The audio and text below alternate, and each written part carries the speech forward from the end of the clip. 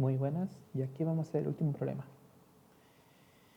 Ya, este problema es la P3 del control 1 y consiste básicamente en el uso de la ecuación de Euler.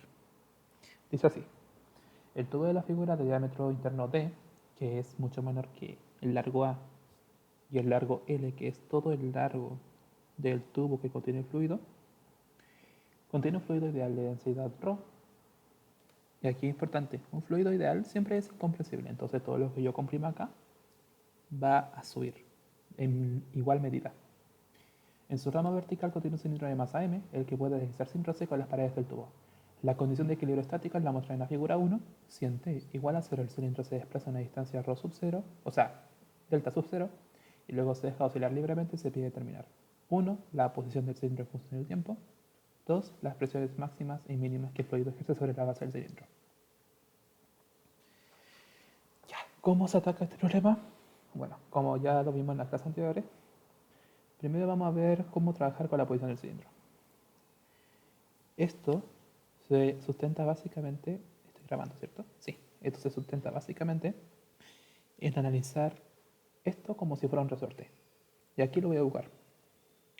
Si uno piensa, primero, la figura 1 es cuando estoy quieto, cuando ya, porque por ejemplo, aquí tenemos el tubo. Si el tubo estuviese sin nada, estuviese lleno de fluido, el fluido que yo habría tenido estaría al mismo nivel. Pero en un tiempo dado yo ubico un pistón o un cilindro por encima. Y este cilindro, al tener un poco de peso, va a comprimir esto, o sea, va a bajar. Y todo lo que va a bajar va a subir en el tubo, en forma diagonal, originando lo que es la situación de equilibrio estático. Dado que esto está en equilibrio, cualquier perturbación del medio hará que oscile, al igual que el resorte. O sea que esto podría considerarse como, por ejemplo, un resorte que tiene una constante, un largo natural. Yo aplico presión acá, que se transforma en un desplazamiento inicial, y después lo suelto y empieza a oscilar. Claro, la diferencia es que ahora no estamos trabajando con resortes, estamos trabajando con fluidos. Y para poder trabajar con fluidos en un movimiento armónico, tenemos que sujetarnos mucho de la ecuación de Euler, que se define como el largo de todo el fluido partido en la gravedad, o sea, el largo de todo, como de toda la línea de corriente, que es básicamente todo esto,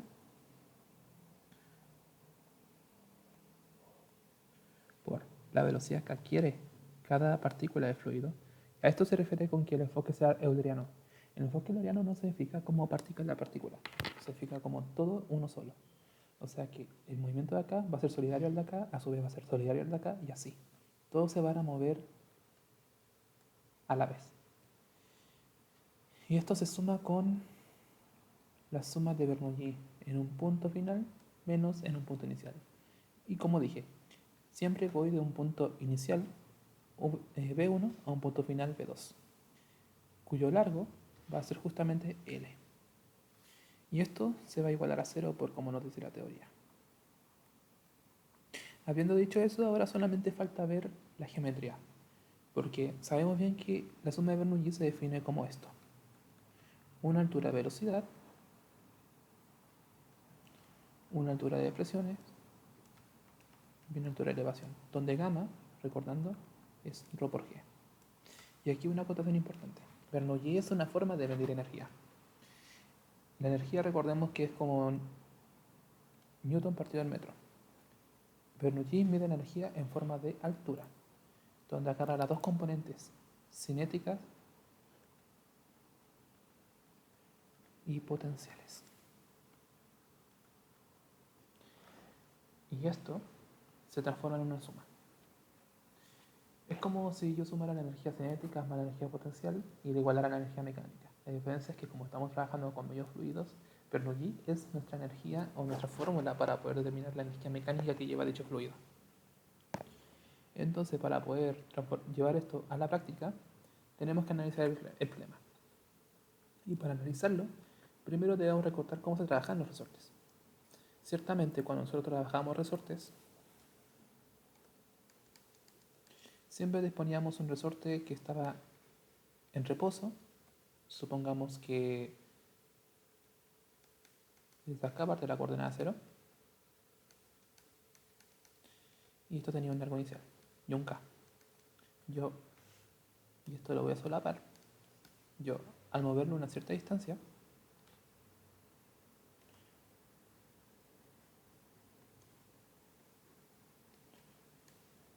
X, van a aparecer fuerzas. Primeramente, esto va a hacer que este cuerpo, o sea, no es como si lo hiciera desplazar, es como si ahora consideremos un momento arbitrario donde está oscilando y le sacamos una foto y aparece un desplazamiento X que no conocemos. Porque aparte del desplazamiento X, también tiene velocidad y también tiene aceleración. Entonces, cuando hacemos la segunda ley de Newton, masa por aceleración, considerando que este cuerpo tiene masa m, tenemos que sumar todas las fuerzas que aparecen en función de estos desplazamientos. En este caso, la del resorte. No sé qué escribir. ¿Y la gravedad se considera? No, porque es la suma de x. A menos que haya roce, que ahí uno tendría que sí considerar la fuerza de roce. Pero en este caso no va al caso. Así como nosotros hacemos este análisis, ahora lo hacemos para la oscilación. O sea que yo cuando tengo el tubo, así, y por ejemplo, y aquí ya lo voy a dibujar en la otra página para que quede más claro.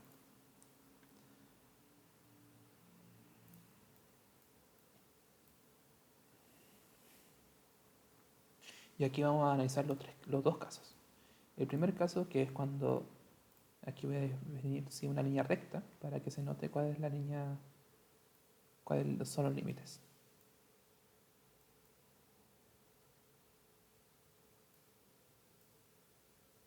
Y ahora sí vamos a dibujar.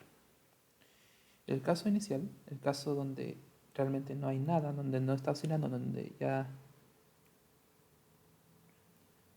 nos importa la figura, ¿cómo decirlo? El caso está acá. Este caso se va a representar de la siguiente forma. Y aquí voy a usar mi reglita y voy a dibujar lo siguiente. Aquí vamos a tener en primera instancia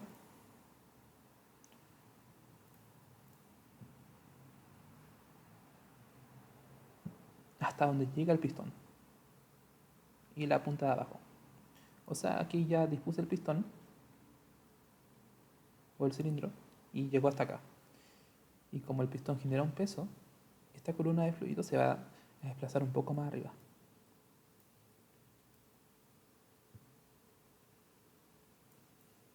Esta es la situación inicial, donde yo lo tengo en equilibrio. Entonces aquí lo voy a definir como equilibrio. Listo. Y claro, aquí están las dimensiones. Recordar que esto es una distancia A, así que aquí vamos a poner que esto es A.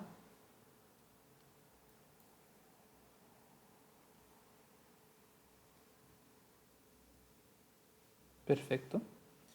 Y que esta distancia sabemos bien que es L más A, ¿cierto? O sea, L menos A.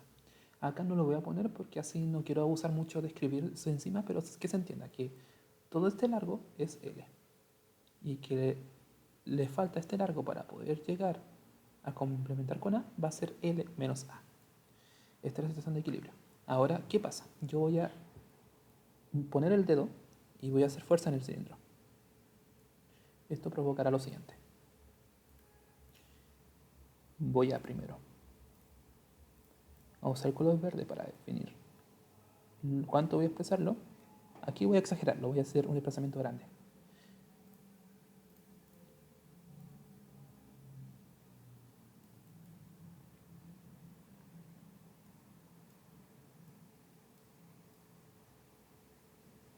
Y aquí ahora voy a dibujar hasta donde llegó, más o menos hasta acá. Y ahora voy a hacerlo crecer un poco más, según lo que yo aumenté acá.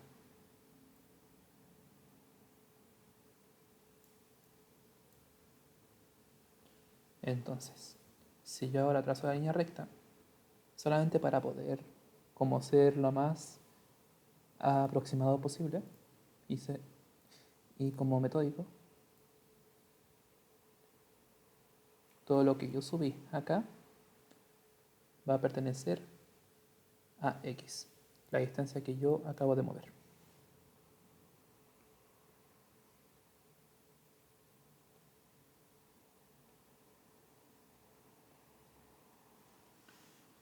Y todo lo que está acá aún sigue siendo L menos A. Pero ahora cuando yo considere todo este largo va a ser L menos A más X. Y esto va a ser A menos X. Entonces aquí voy a definir la distancia nuevamente. Y esta situación le voy a llamar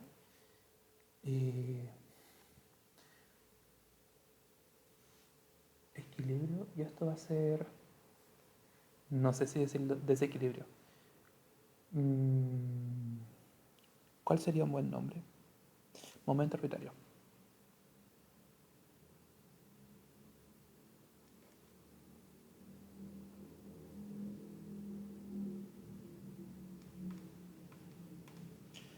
En este momento arbitrario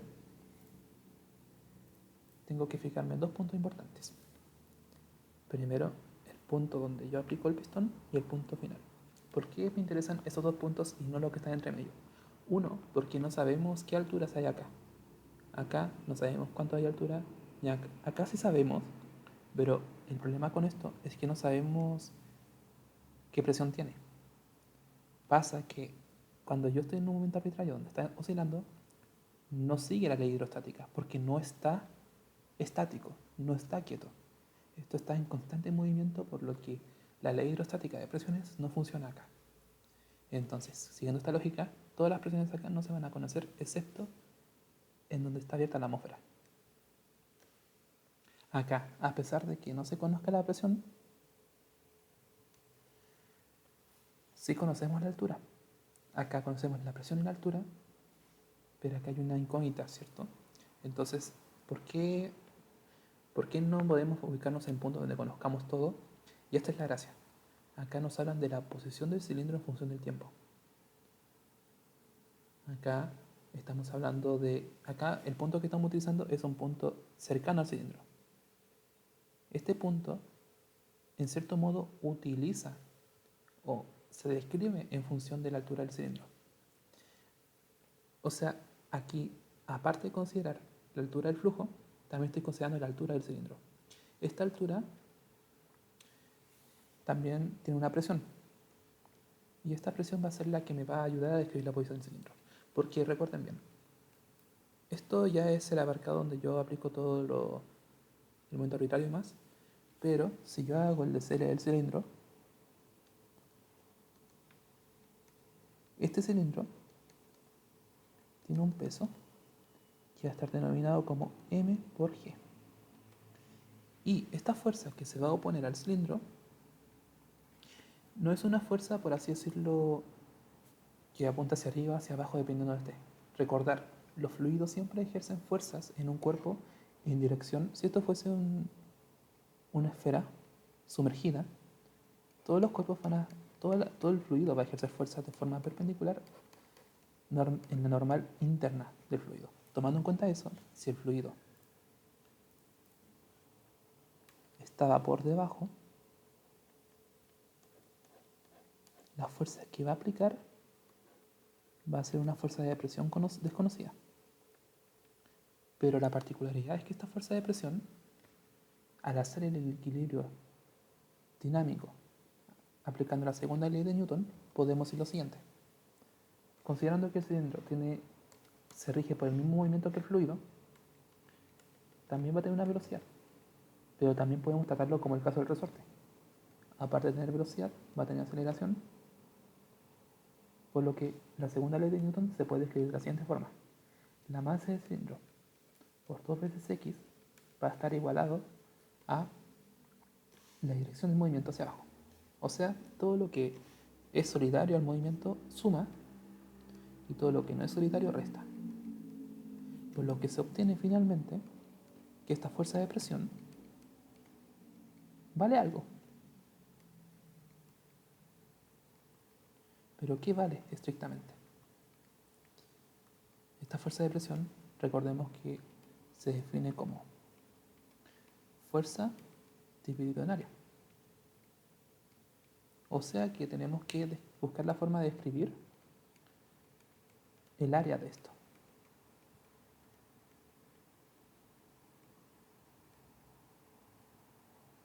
Esta área es la base del cilindro, o sea, pi por el diámetro al cuadrado partido en 4.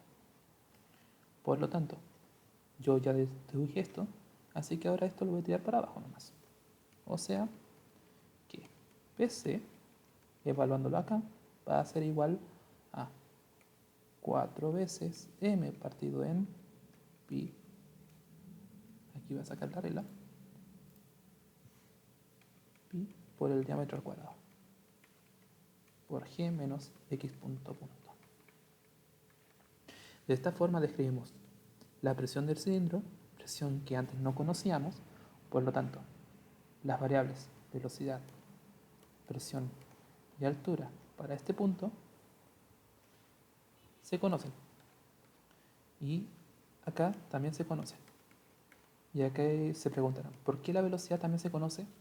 Bueno, más que el conocerse en realidad, se complementan, porque como ambos pertenecen al mismo medio fluido, al hacer la diferencia de Bernoullis, las alturas de velocidades, al poseer velocidades iguales, se van a cancelar. Entonces, más que saber la velocidad no es una variable relevante, por lo que el análisis se enfoca solamente en ver si es que sabemos OH o P, y si es que alguno de ellos falta, complementarlo con la ecuación de movimiento del cuerpo que se está haciendo oscilar. Entonces, sabiendo eso, ahora nosotros podemos ya empezar a deducir las dimensiones. Considerando que este es nuestro punto 1 y este es nuestro punto 2, midamos las alturas. Y aquí vamos a medirlo con el color negro. La altura de 1 es simplemente H1, pero también va a valer A menos X. Mientras que la altura en el punto 2 tiene que ser la proyección, si esto considerando que esto vale teta,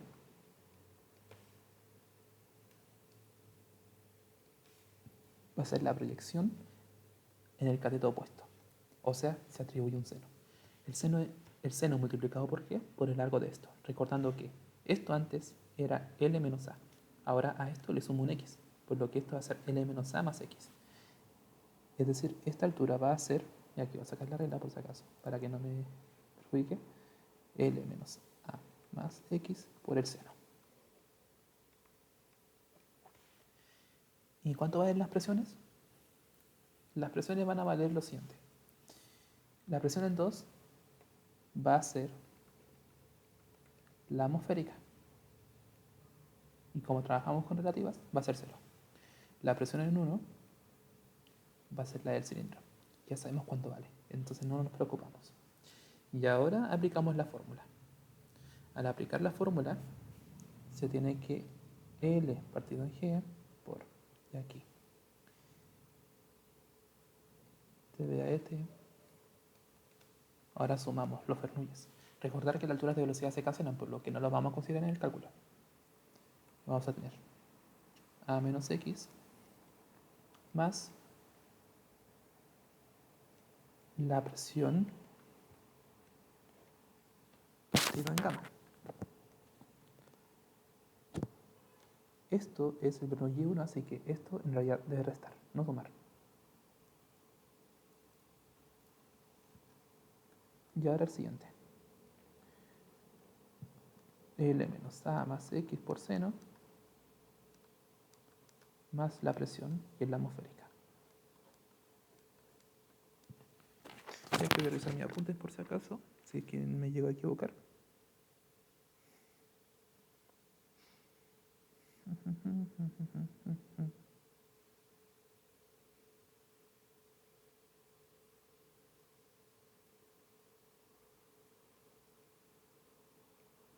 Ya, me parece que no estoy equivocado. Confiemos. Esto va a ser igual a 0.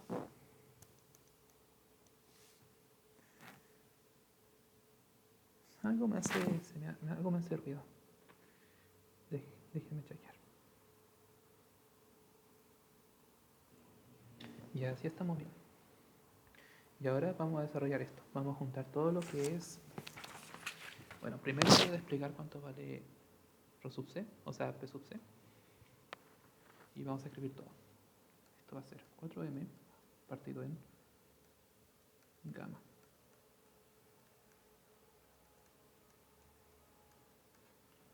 Así que arreglando esto,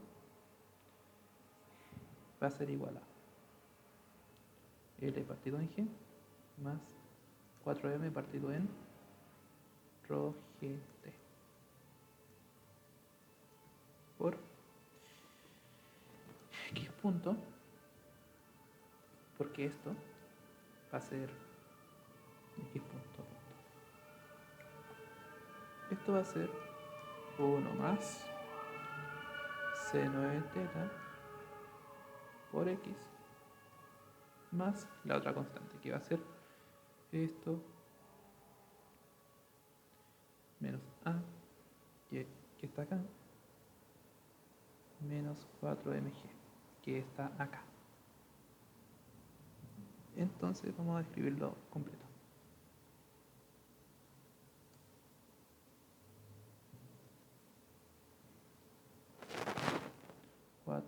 mg, pero g se cancela con el gamma, así que va a ser simplemente ρ por esto, igual a 0. Y de acá ahora vamos a llamar los coeficientes como se sigue. A, B y C.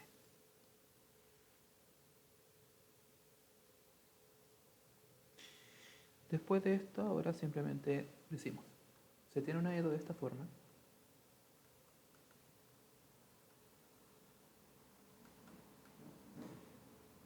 Y acá voy a hacerlo diferente a como lo hicimos antes. Acá vamos a hacerlo de la forma en que yo lo habría hecho si es que no me hubiese sabido el cambio de variable.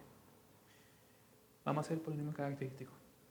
Primero vamos a dividir todo por A para homogeneizar esta EDO.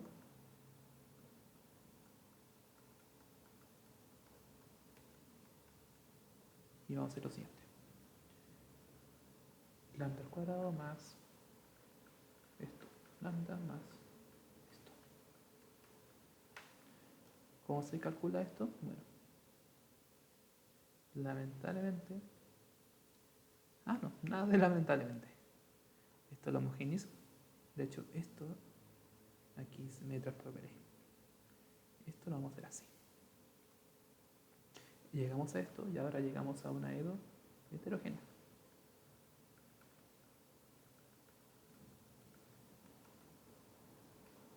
Ahí sí.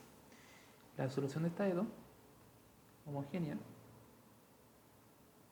va a ser simplemente C1 más coseno de omega, donde omega al cuadrado va a ser esto.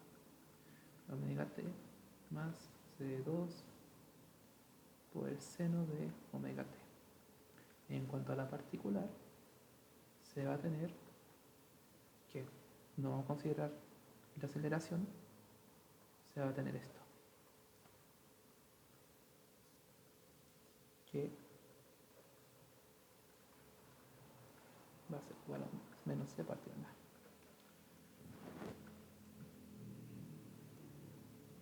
Que es muy parecido a lo que se hacía en el control 1. En mi control 1.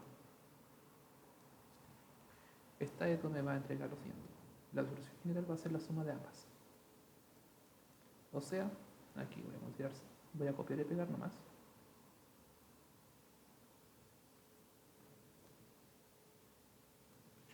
Y obtener esto.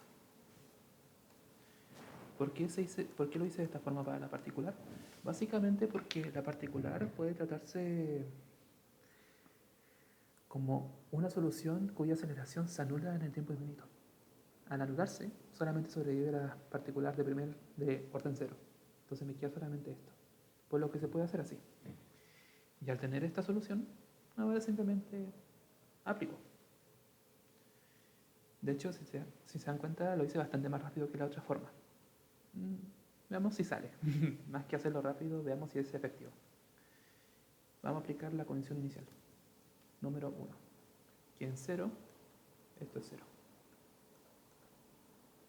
Perdón, que en 0 esto vale delta sub 0. Entonces, si yo pongo 0, voy a decir que esto es C1. El C2 se elimina, por lo que me queda menos CB, igual a delta 0. Por lo tanto, delta C1 va a valer delta sub 0 menos C partido en B. Condición inicial 2. Y ahora sí, la primera derivada en 0 va a ser 0. Por lo tanto, derivo una vez, me va a quedar omega por C1 menos omega por C1 por el seno de 0, porque estoy evaluando en 0. Siguiente, más omega por C2, ahora por el coseno de omega t, evaluado en 0. Y esto sí va a dar 1. Menos 0, porque la constante ahora al elevarla da 0. Esto se hace 0 y quedamos con que esto se va, esto se va, esto se hace 1 y obtenemos que C2 por una constante omega va a ser igual a 0. Por lo tanto, C2 va a ser igual a 0. Por lo tanto, la solución general va a tener esta forma.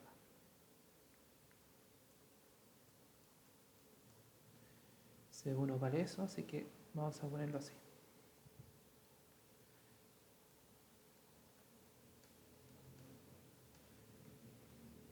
Por el coseno de omega t menos C partido en B. Y coincide con lo que está en la pauta, con la forma en que lo hicimos.